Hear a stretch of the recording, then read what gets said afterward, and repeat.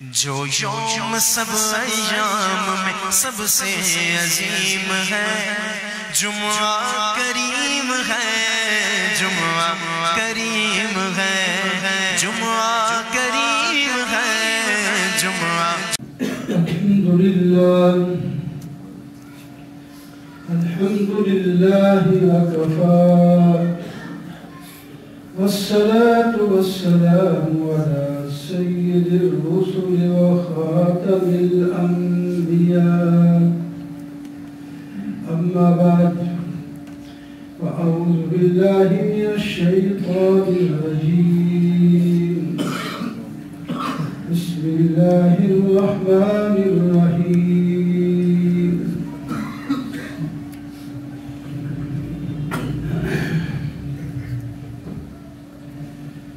الأخلاء يومئذ بعضهم لبعض عدو إلا المتقين الذين آمنوا وكانوا مسلمين. ادخلوا الجنة أنتم وأزواجكم تحبرون. صدق الله مولانا العظيم. اللهم صل على سيدنا ومولانا محمد وعلى آل سيدنا ومولانا محمد وبارك وسلم.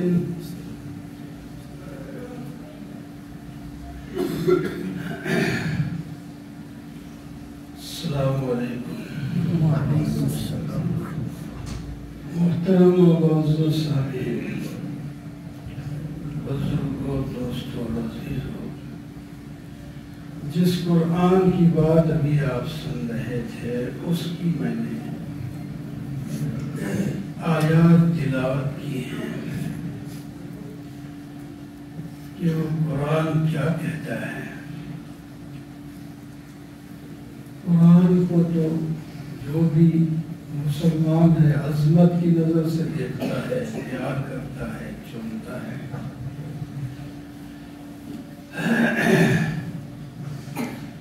اس میں کیا ہے؟ سب کچھ ہے.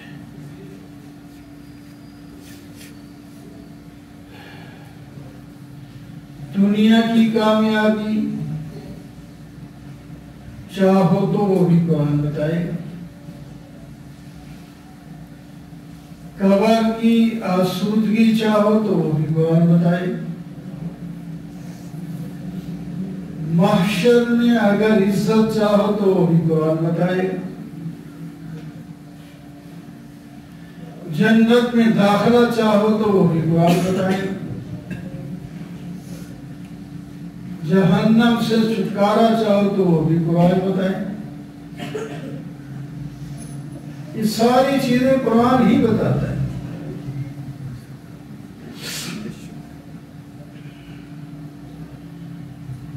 سورہ زخرف کی آیات میں نے تلاوت کی ہے.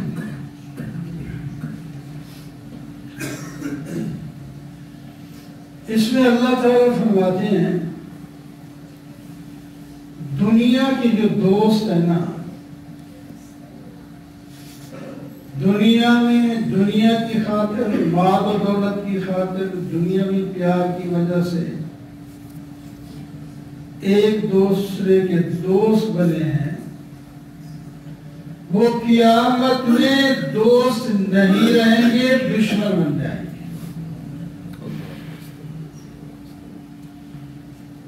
دنیا کی دوستی، دنیا کی خاطر جو دوستی لگائے گا، الاخلاء جمع خلیل. خلیل دلی دوست کہتے ہیں. ابراہیم خلیل اللہ، خاص حضرت ابراہیم علیہ السلام کی شان اللہ نے بنائی خلیل، کہ اسی سے الاخلاء ہے. دنیا میں تو ایک دوسرے پر قربان ہوتے تھے، ایک دوسرے کے کام آتے تھے، لیکن اس دن یہ ایک دوسرے کے دشمن بن جائیں گے.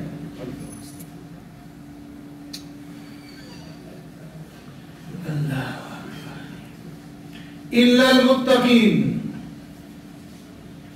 جو تقوی والے ہوں گے ان کی دوستی جاری رہے گی، ان کی دوستی باقی رہے گی، وہ ایک دوسرے کی سفارش کریں گے، جنت میں ایک دوسرے کو لے کے جائیں گے۔ یہ تو دوستوں کی بات ہے۔ قرآن کہتا ہے دوستی تو اپنی جگہ رہی، تمہارے جو عزیز و اقارب ہیں، بہت قریبی ہیں، باپ ہے، بیٹا ہے، ماں ہے، بیٹی ہے، بھائی ہے، بیوی ہے، خاوند ہے، یہ سارے قریبی رشتے ہیں نا۔ آدمی کو کوئی تکلیف ہو تو انہی کے ساتھ پناہ لیتا ہے، اپنوں کے پاس آتا ہے، اور وہ اپنے اس کی مدد کرتے ہیں۔ اللہ تعالیٰ فرماتے ہیں یہ اپنائیت یہاں ہے، اگر تقوی والے ہو تو وہاں بھی رہے گی، ورنہ یہ تمہاری رشتہ داری بھی ٹوٹ جائے گی۔ اب تو تم دوسروں سے، مصائب سے ڈر کر اپنے رشتہ داروں کے پاس آؤ گے، آتے ہو، اور کل ایک دن آ رہا ہے یوم یفر المرء من اخیہ و امہ و ابیہ و صاحبتہ و بنیہ، اس دن بھائی بھائی سے جدا نہیں ہوگا، بھاگے گا مجھے بھائی دیکھ نہ لے، میں اس کی زمین کا حصہ ہڑپ کر گیا تھا، آج مانگے گا۔ بہن کہے گی اس وقت تو میرے پاس طاقت نہیں تھی، یہ بھائی ہیں، مال ان کے پاس ہی تھا، اب مجھے حصہ چاہیے۔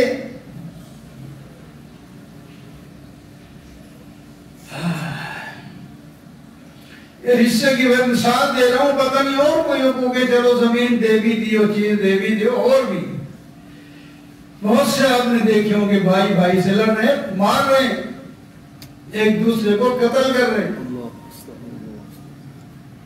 یہ بڑے واقعات اخباروں میں آتے ہیں، صحیح سننے میں آتے ہیں، تو کیا ہوتی ہے؟ دنیا داری کی وجہ سے۔ فرمایا یہ دنیا داری، یہ جو آگے ہے نا، بھاگیں گے، کوئی بھائی دیکھ نہ لے، بیوی دیکھ نہ لے، ماں دیکھ نہ لے، باپ دیکھ نہ لے، تو مجھ کہے گا اللہ یہ میرا بھائی ہے، اس نے میرا حق مارا تھا، مجھے نقصان پہنچایا تھا، یہ میری بہن ہے، اس نے مجھے نقصان پہنچایا تھا۔ اچھا، قرآن اس سے بھی بڑھ کے کہتا ہے، یہ تو بھاگ جانا ہے نا، چھپ جانا، وہاں چھپ تو سکے گا نہیں، چٹیل میدان ہوگا، نظر تیز ہوگی، فَكَشَفْنَا عَنْكَ غِطَاءَكَ فَبَصَرُكَ الْيَوْمَ حَدِيدٌ، ہم آنکھوں کے پردے ہٹا دیں گے، ان کی نظریں دور تک جائیں گی۔ یہاں تو ایک بڑا مجمع ہو تو یہاں کچھ ہو رہا ہے، پرلی طرف والے پر بندوں کو پتہ نہیں چلتا کیا ہو رہا ہے یہاں۔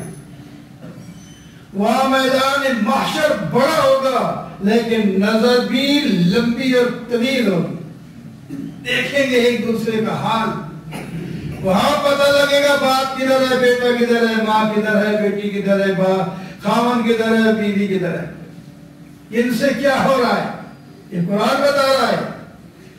اس سے آگے قدم اٹھاؤ، قرآن کہتا ہے یود المجرم لو یفتدی من عذاب یومئذ ببنیہ، کیا کمال ہے قرآن کے سمجھانے کا، اللہ کی کلام ہے۔ یود محبت چاہے گا ایک مجرم کہ میری جگہ میرے بیٹے کو لے جاؤ، یہاں بیٹا پھنسے تو باپ کہتا ہے میں جرم کیا ہے، میں چلو بوڑھا ہوں، قید بھی ہو گیا، مر گیا، کوئی بات نہیں، بیٹا تو زندہ رہے۔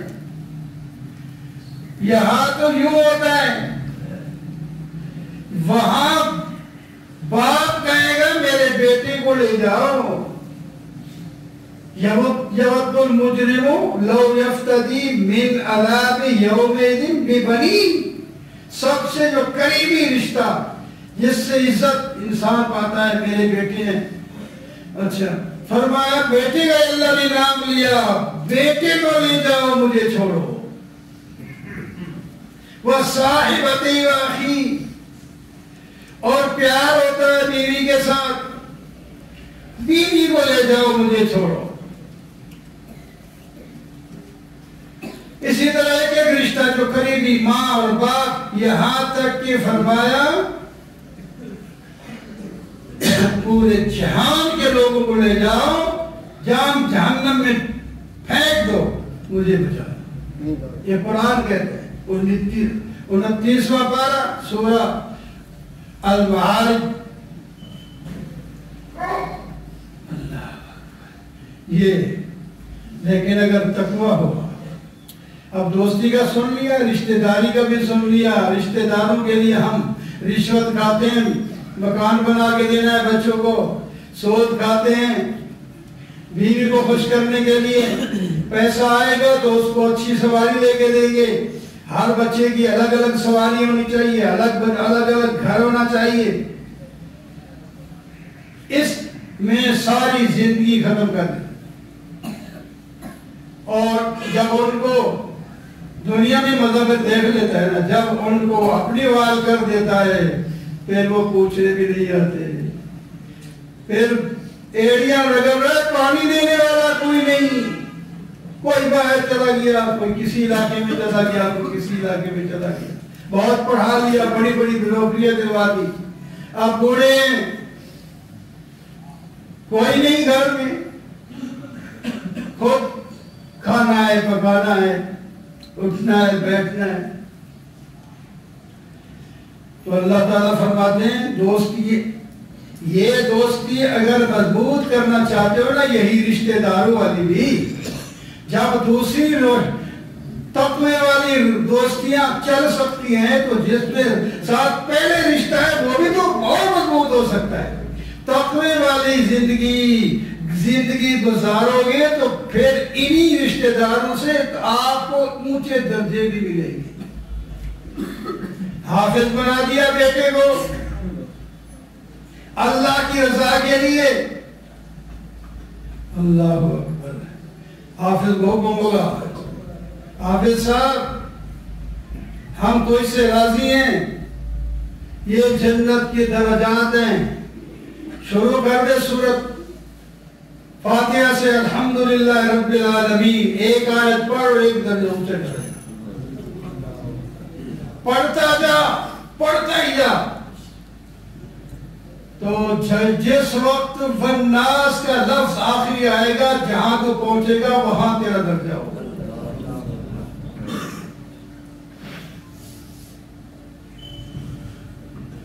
یا اللہ میں تو یہاں پہنچ گیا ہوں، میرے والدین جنہوں نے محنت کی تھی، مجھے کھلایا تھا، پلایا تھا، فرصت دیتی، خود کام کرتے تھے، خود مزدوریاں کرتے تھے، میری ضروریات پوری کر کے مجھے مدرسے میں رکھا، پڑھایا، عالم بنایا، حافظ بنایا، وہ کدھر؟ میں اوپر تھے، وہ فرمایا وہ چل نیچے آ جا. پکڑ انگلی باپ کی، پڑھ پھر الحمدللہ. تو بھی چڑھتا جا، باپ کو بھی چڑھاتا جا.